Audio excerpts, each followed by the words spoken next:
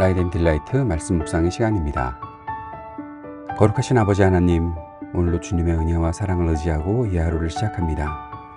우리를 지키시고 언제나 돌보아 주시는 주님, 우리의 길을 열어주시고 언제나 우리와 동행하시는 주님, 주님의 뜻하신 그 뜻을 이루어가며 우리가 살아갈 수 있도록 오늘도 우리에게 힘과 능력을 허락하여 주옵소서.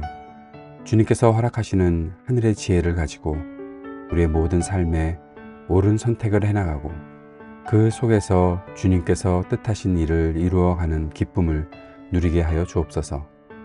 오늘도 주의 말씀을 듣기로 합니다. 말씀을 읽고 묵상할 때 그 말씀의 뜻을 깨닫게 하시고 말씀대로 살아가는 힘과 용기가 있게 하여 주옵소서. 성령의 충만함을 허락해 주옵소서. 예수님 이름으로 기도드립니다. 아멘.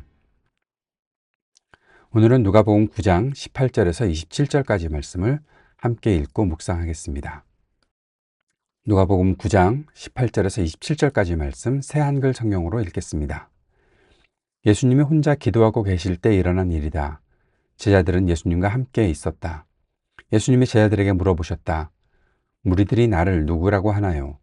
제자들이 대답했다. 세례자 요한이라고 합니다. 다른 사람들은 엘리야라고 합니다. 또 다른 사람들은 옛 예언자 가운데 어떤 분이 다시 살아 일어났다고 합니다.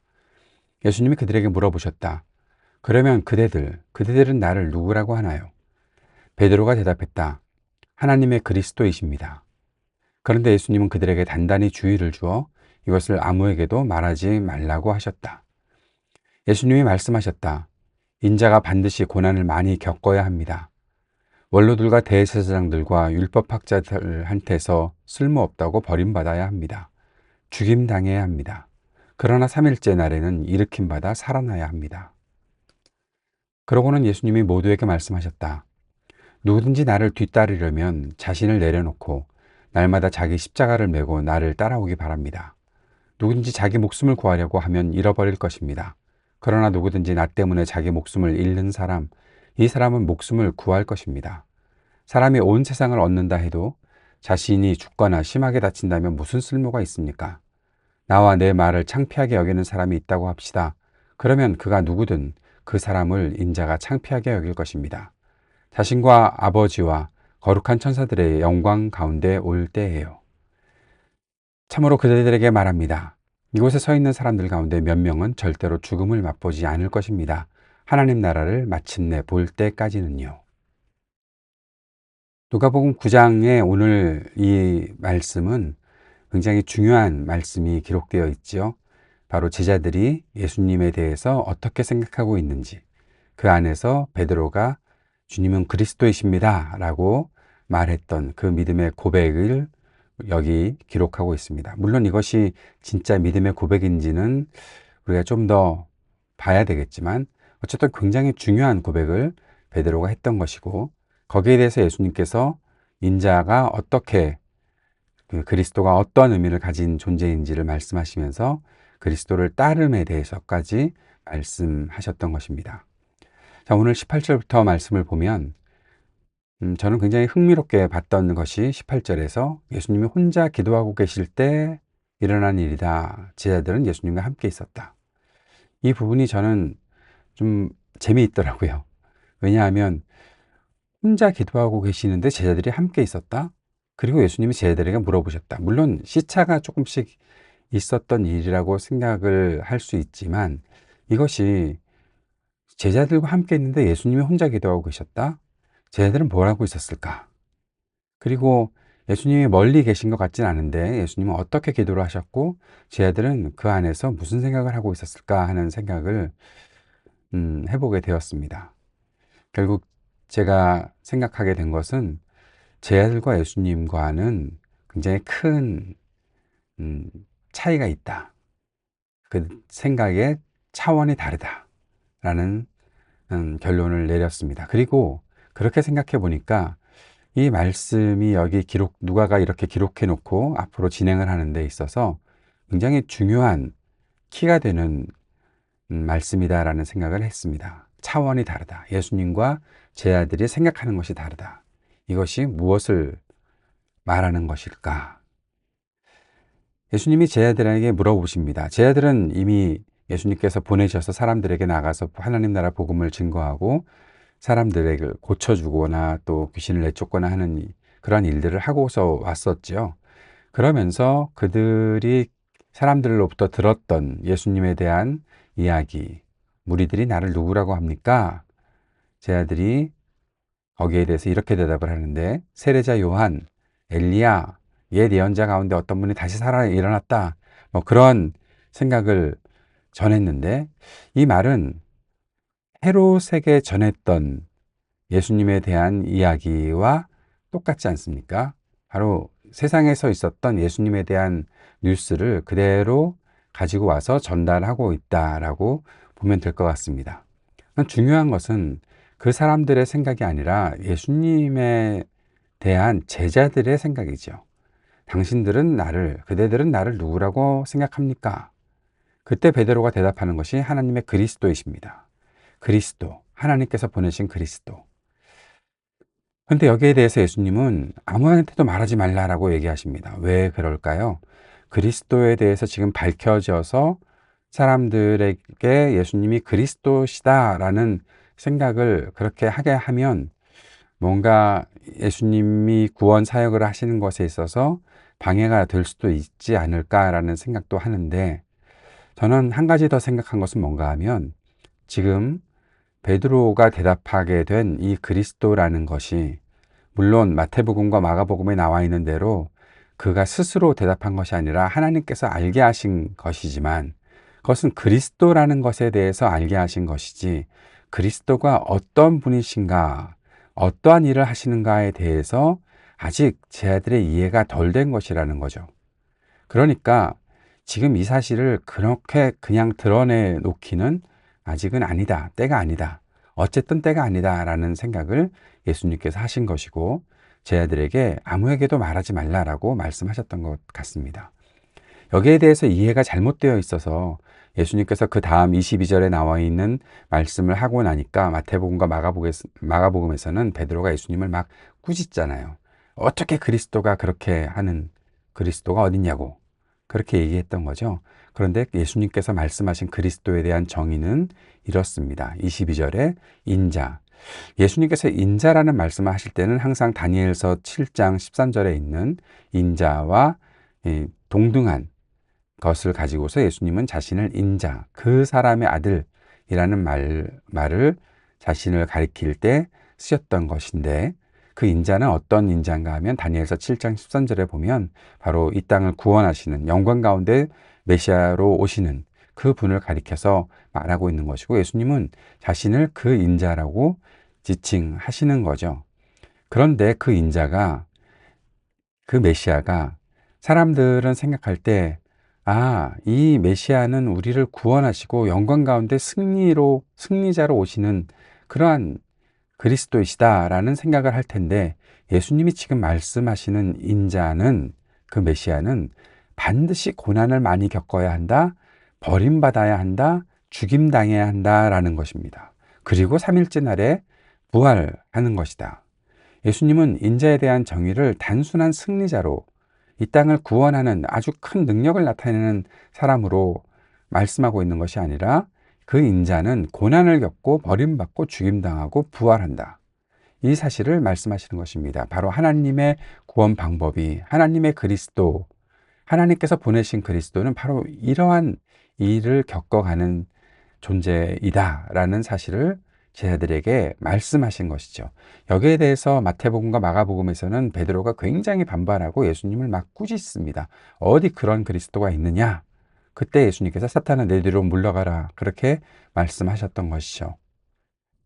우리가 보는 것은 바로 이렇게 예수님께서 말씀하시는 그리스도와 사람들이 알고 있는 그리스도가 다르다라는 겁니다. 아까 18절에서 제자들과 예수님이 살아가시는 그 차원이 다르다라고 말씀드렸던 것이 여기 그대로 나타나 있는 것이죠. 그리고 나서 예수님께서 무슨 말씀하시나 하면 23절부터 누군지 나를 뒤따르려면, 지금 제자들이 예수님을 믿고 예수님에 대해서 어떻게 알고 있는지, 그것이 왜 이렇게 중요한가 하면, 당신들은 나를 알고서 따라와야 한다라는 말씀을 하시려고 하는 겁니다. 제자들이 예수님을 따르는 사람이잖아요. 믿음이라는 것은 예수님을 따르는 거잖아요. 그런데 예수님을 따르려면 어떻게 해야 된다? 자신을 내려놓고 날마다 자기 십자가를 메고 나를 따라오기 바랍니다. 그리스도가 어떤 일을 하시는 분인지, 고난을 당하고 버림받고 죽임을 당하고 부활한다, 이 사실을 알고 있으면 자신을 내려놓고 자기 십자가를 메고 나를 따라온다, 주님을 따라간다라는 것이 충분히 이해가 될 텐데, 만약에 그 사실을 모르고 그리스도는 그저 승리하고 영광 가운데 임한다는 것만 알고 있으면 어떻게 자신을 내려놓고 자기 십자가를 메고 주님을 따를 수 있겠습니까? 자기 목숨을 구하려고 하면 잃어버릴 것이다. 나 때문에 자기 목숨을 잃는 사람은 목숨을 구할 것이다. 이것이 어떻게 이해가 되겠습니까? 온 세상을 얻는다고 해도 자신이 심하게 다치고 죽고 그러면 무슨 쓸모가 있느냐? 나와 내 말을 창피하게 여기는 사람, 인자가 창피하게 여길 것이다. 이런 말씀을 어떻게 영광의 그리스도, 승리의 그리스도만 찾고 있는 사람이 고난, 버림받고 죽임을 당하는 그리스도에 대한 이해가 전혀 없이 어떻게 이렇게 주님을 따를 수가 있겠습니까? 제자들은 아직 여기에 대해서 이해가 다 되지 않았죠.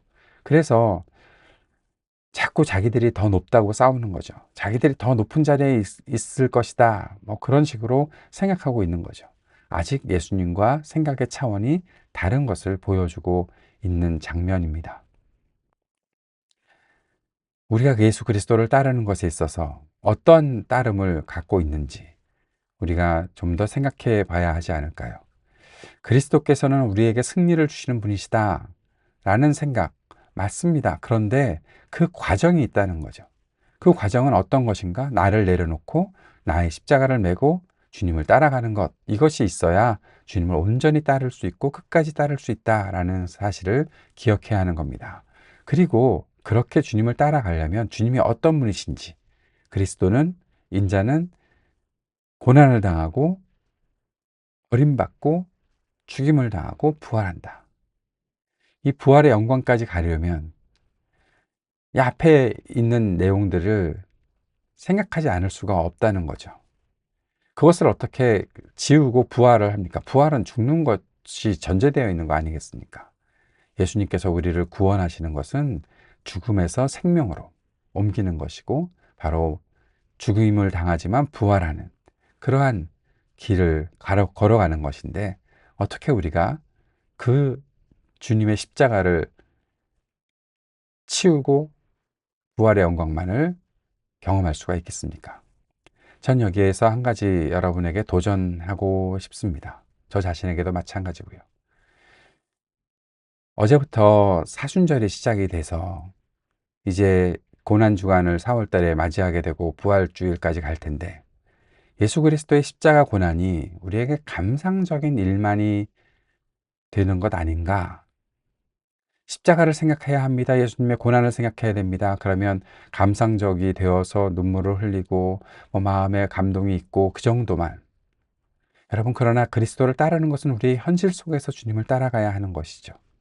내 현실이 주님을 따르지 않고 내 삶이 주님을 따르지 않고 주님을 따라가는 것에 있어서 내 자신을 내려놓고 나의 십자가를 메고 주님을 따라가는 것 없이 내 생명만 살리려고, 나만 잘 되려고 하는 그런 것이 있다면 십자가는 계속 우리에게 감상적인 일밖에 되지 않는다는 것입니다. 부활의 영광까지 가려면 십자가 고난의 길이, 날마다 자기 십자가를 메고 가는 길이 필요하다는 것을 꼭 기억할 수 있기 바랍니다. 27절의 말씀은 우리가 좀 잘 해석해야 되는데, 이곳에 서 있는 사람들 가운데 몇 명은 절대로 죽음을 맛보지 않을 것입니다. 그러면 그때 그 사람들이 아직도 살아있나? 그거 아니죠. 여기서 예수님께서 말씀하신 하나님 나라를 마침내 본다라는 것은 예수님의 십자가 죽으심과 부활, 그리고 조금 더 나아가서 오순절의 성령의 강림과 교회가 세워지고 하나님의 그 능력이 제자들을 통해서 나타나는 것, 하나님 나라 통치의 일들이 계속 증거되는 것까지를 말씀하셨던 것으로 이해하면 될 것 같습니다. 오늘의 묵상과 적용을 정리합니다. 오늘은 계속 질문을 던지고 싶은데요. 나는 예수님이 어떤 분인지 알고 따르는지 질문해 봐야 하지 않겠습니까? 예수님에 대한 바른 지식이 있어야 예수님을 끝까지 따를 수 있습니다. 예수님을 따르는 것이 믿음이지요. 예수님은 지금 나에게 어떤 분이십니까? 나는 어떤 마음으로 예수님을 따르고 있습니까? 예수님께서 새롭게 정의하신 그리스도의 의미, 바로 고난당하고 버림받고 죽임을 당하고 부활하는 그 그리스도의 의미를 사람들이 생각하던 그리스도와 분명히 차이가 있다는 것을 우리가 알게 되죠.